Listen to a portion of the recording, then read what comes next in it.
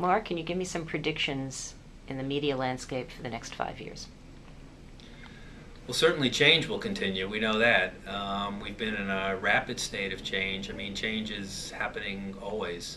So it's not just the last few years since the internet has really come on and mobile technologies and all these other things. I mean, it's been going on for a long time, but we're in an exceptional period of change now. And we see the changes as opportunity for us, frankly. This audience that has migrated from broadcast television to cable, and now beyond that, that is finding video in other places, whether it's on the internet or alternatives even beyond the internet. We're in a terrific position because of our relationships with our subscribers and our ability to pull back those impressions and that video however they want to receive it. Whether they're seeing it on television, we're inserting ads on 70+ networks in all of our markets. Whether they're watching product on demand, we're the leaders in the on-demand space, doing near 400 million views a month. It's almost an extraordinary number, frankly. So our customers are very attuned to the DVR and to the on-demand space, and we're negotiating more and more rights to put ads into the on-demand platforms. We have recently developed the dynamic ad insertion, which will allow us to move in that direction as that emerges. And then on Xfinity, again, as people are able to find more video, and as there is more video that goes online, we're remarkably well positioned to be the delivery system for that. And Comcast Spotlights and Ad Sales Unit is the one that keeps pulling those back into one place and attempting to simplify it for the ad community and the agency. So, I see our future exceptionally bright, in that. The thing that will always be important is targeted reach and frequency. Advertisers need to know who they're reaching, and they need to know that they can reach them with some degree of efficiency. And as long as we're the supplier that's able to pull that back into one reasonable package, then we take what really could be an incredibly complicated situation and do our best to simplify it, and we think we do. So, I mean, I see our future really being terrific. We've grown our share of business, certainly in spot, over the last 10 years. I see we're moving into double-digit shares now in all of our markets, 10, 12, 13 type shares. I really don't see any reason why we're not going to see that continue, work our way into the high teens and 20s.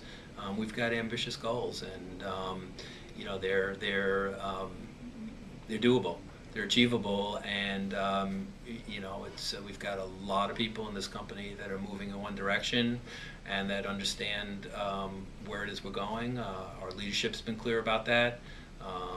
Hank's been terrific at explaining the things that need to get done, and our divisions are on board. So very optimistic about where our future is. I see us growing our revenue and share, moving out 3, 5, 10 years from now, and I see us emerging as the leader, certainly in local, regional, and national spot video. That takes us pretty far down the road. I mean, I don't know what happens after that, but very optimistic about where we stand now and where we're going over the next 5 and 10 years. With many agencies looking at consumer segments, do you see a move away in the next 5 to 10 years from age and gender measurement to more cluster or consumer segment measurement? Yes, we like that. We think that could work well for us. Thinking about automotive in particular, where we work very closely with Polk and understand sales data, loyalty, which of course is a big word in the automotive category these days. We know that the buying patterns around autos have changed. People holding cars longer, so the loyalty factor becomes way more important.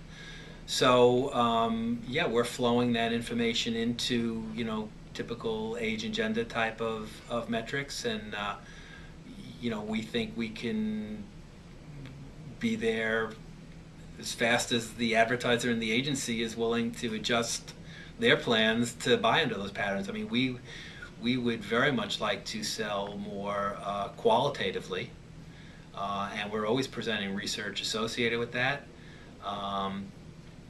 Again, it's the agencies and some of the advertisers have to work hard to try to get out of their traditional ways of buying, which at this point is still primarily demo driven. So yeah, positive, all good, and absolutely something that we're pursuing and optimistic about. It seems to me that the role of the agencies in relation to networks and content providers has remained fairly stable over the years. Would you agree with that, or would you say that maybe agencies have changed in some way?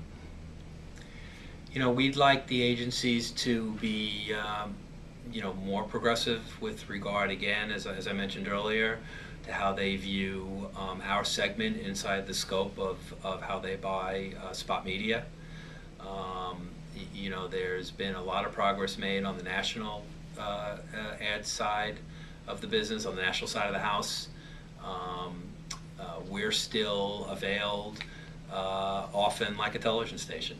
I mean, we're asked to compete with the television stations and deliver inside of day parts that sound like early morning, early fringe, early news, and late news. And as you know, the cable networks don't program that way. They're vertical entities. Many of them are niche networks with consistent personalities, really 24 hours a day or close to that.